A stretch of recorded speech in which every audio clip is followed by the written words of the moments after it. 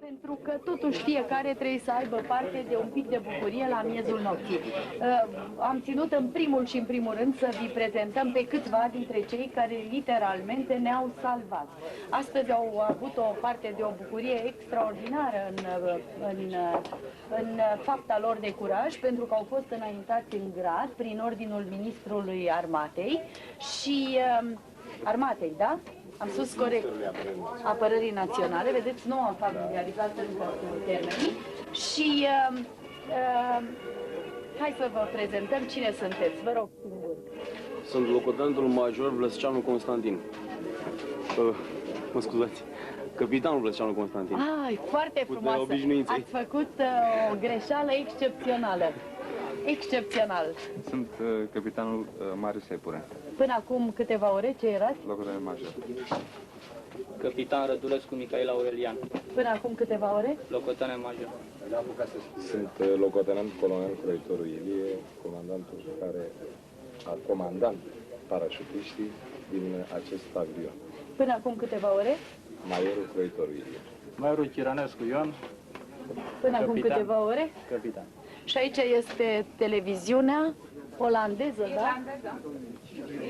Irlandeză. Așa, deci aveți bucuria să fiți și pe ecranele Irlandei, nu numai ale României. Trebuie să ne amintim întotdeauna de cei care sunt și de cei care au fost și nu mai sunt. Au căzut la datorie eroi, câțiva dintre colegii noastre. Da.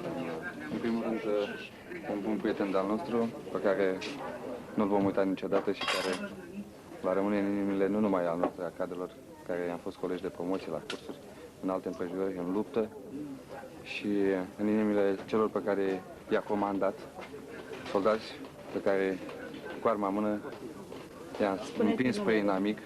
Da, este vorba de capitanul post-mortem Dragomirescu Liviu, un coleg nemaipomenit, un coleg extraordinar. Ați venit de la Bodeni din prima zi. De la Bodeni am venit chiar din prima zi, în seara zilei de 22. Ați avut ceva treabă de furc aici, nu? Am avut foarte multă treabă. Noi fiind prinși cu emisiunile, am tot auzit, dar de fapt nu știm nici noi care este adevărul, ce să spune, ce este adevărat, ce nu este. Au fost chiar teroriști la noi?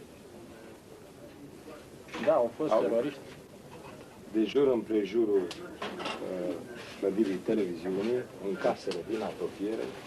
Asta știm că s-a tras, dar ați prins teroriști în televiziune, așa cum s-a spus, pe etaje? Pe etaje, nu. Au fost la jos, la parter, găsit morți, teroriști, redați. A fost minată clădirea radio-televiziunii?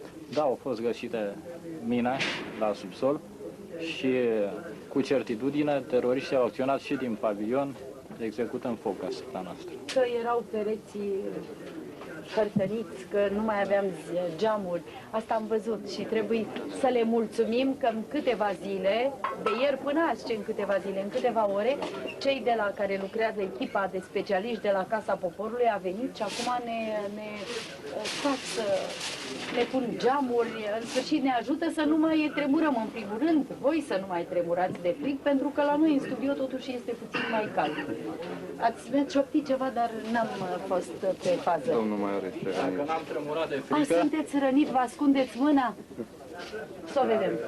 De ce vă jenați? Voiam altceva. Chiar Apropo vreau de să ce a vă spus zic. dumneavoastră. V-a rănit? Da. Dacă n-am tremurat de frică, nu tremuram nici de frică acum. Da, sincer, n-ați tremurat de frică? Adică, De fapt, este prima luptă adevărată din viața dumneavoastră. Adevărat.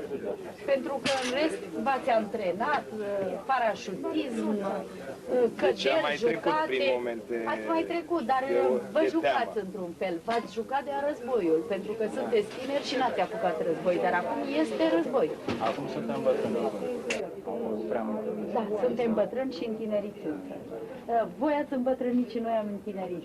Vă mulțumesc mult și vă doresc un an bun și dacă aveți ceva de urat celor de acasă, sunteți departe. În noaptea asta rămâneți tot cu noi. În noaptea asta unii vor ciocni un pahar de șampanie se vor gândi la voi, voi nu puteți decât să vă gândiți la o șampanie de care veți avea parte de-abia când veți ieși din dispozitiv, așa se spune. Dacă aveți ceva de spus acasă, părinților, fraților, soțiilor, iubitelor, copiilor, nu știu cum să mai spun. Pentru toți cei de acasă nu le doresc decât tradiționalul la mulți ani, numai sănătate, bucurii Eu am vrut ceva mai personal, nu în general. și la anul să fie un an bun, fără niciun fel de încercări din acestea. Adică să încetăm cu acest morți, graniți. Nu, am încetat deja. Vreți să spuneți ceva soției? Sunteți însurat? Da. Să aibă încredere în noi și întreg poporul să fie convins că din acest loc tot ce se va transmite va fi numai pentru popor. Și să fie convinsă că brațul dumneavoastră este bine îngrijit și să nu înceapă să plângă acum că a văzut că sunteți rănit. Domnul militar, ceva de suflet pentru cineva cu ochi albaștri? Nu, ceva de suflet pentru familia prietenului meu. Scuzați-mă, și eu am acoperit, n-am știut. Eu m-am ferit de armă că recunosc mi-e frică. Dumneavoastră? Soției și fiicei mele le iubesc. O,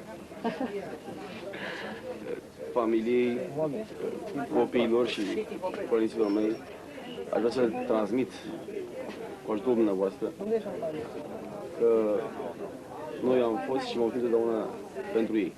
Nu numai eu, ci toți colegii mei. Suntem pentru popor. vă Dar liniștiți, mai ales copiii. mulțumim. Eu vă copiez pe dumneavoastră și cu orice risc declar că vă iubesc. Și vreau să-i trag celui un cadru în timp ce filmează, da? Da. Nu te uita în Livache. Da, da, n-are probleme. Știu, dar nu pot să vă pun alături de ei. Nu mergeți.